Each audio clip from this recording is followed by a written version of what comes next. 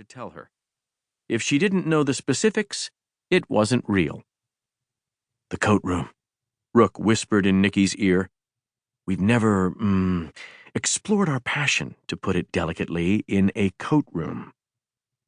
She came back to the moment. Her skin tingled from the heat of his breath on her neck, but she kept her body still. Her voice steady. It was a game she liked to play, pretend that her husband didn't move her as much as he did. It thrilled them both. "Does this place even have a coat room?" "If it doesn't, it should." He took her hand, tugging gently to rouse her from her seat. "Inquiring minds want to know. Shall we investigate, Detective?" "Captain to you, Mr. Rook." "Does that mean you'll wear your captain's hat for me? Just that, and nothing else?" He stroked his chin. "On second thought, maybe your tie." She pulled her hand free, shaking her head at him. "Rook," she said, making her tone take on a trace of warning to hide the saucy response she wanted to give. "My hat, my tie, and my handcuffs. Tonight you need to be a grown-up. It's an awards ceremony." He sat back in his chair, arms folded across his chest. "My idea was so much more fun," he said, pouting. "And you're nominated." There was a gleam in his eyes, a light that never ceased to amaze her. Jameson Rook was a kid at heart. Tragedy and death had been left on her doorstep, obliterating the light-hearted side of her, but Rook had grown up in a loving household with a mother who indulged him far too much. He had saved Heat from the tragedy of her own story, and the glint she saw in him now reminded her how much she loved him, how much she needed him. "If we leave now, you'll miss the chance to hear your name called," she said. His mouth quirked just the tiniest bit, and she knew she had him. "You might even win." This rattled him. He spun his head to face her. "Might win? If I don't win, it'll be the crime of the century. No other journalist has done as much for this city as I have." He started ticking off the list of his journalistic credits on his fingers. "I mean, this year alone, I put the spotlight on corruption at the hands of the New York and New Jersey crime families.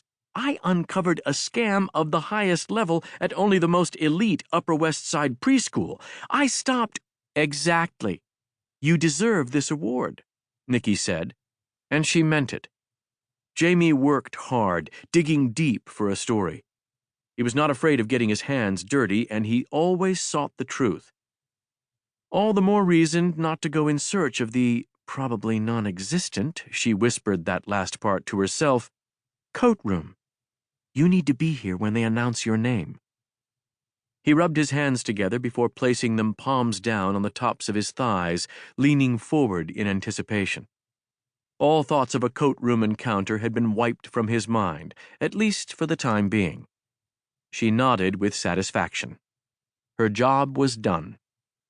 Rook would wait with bated breath until his category was announced. It really was an honor, and she was proud to be on his arm. To be his wife. They'd both dressed for the occasion. He was dapper in a pinstriped bespoke suit from Nolita's exclusive Duncan Quinn store. Its classic cut made him look like a secret agent a la James Bond, which brought no complaints from her. She had opted for a just-above-the-knee, sleeveless sweetheart dress with a dark pink background and intricate black flowers embossed in velvet. In her experience, it was always cold in venues like this, so she'd brought along a lightweight black shawl to keep her bare shoulders covered if necessary. So far, she hadn't needed to use it, and Rook suddenly seemed to notice. "Did I tell you how stunning you look?" he said, his eyes scanning her appreciatively. "Once or twice," she said, the heat she suddenly felt making her think maybe she'd been too hasty in dismissing his coat room idea. Like happened so many times when they were together, he seemed to know just what she was thinking. "Rethinking the coat room rendezvous, aren't you?" She shrugged non-committally. "Am I?" "Oh, you definitely are. You forget how well I know you, Heat." She met his gaze.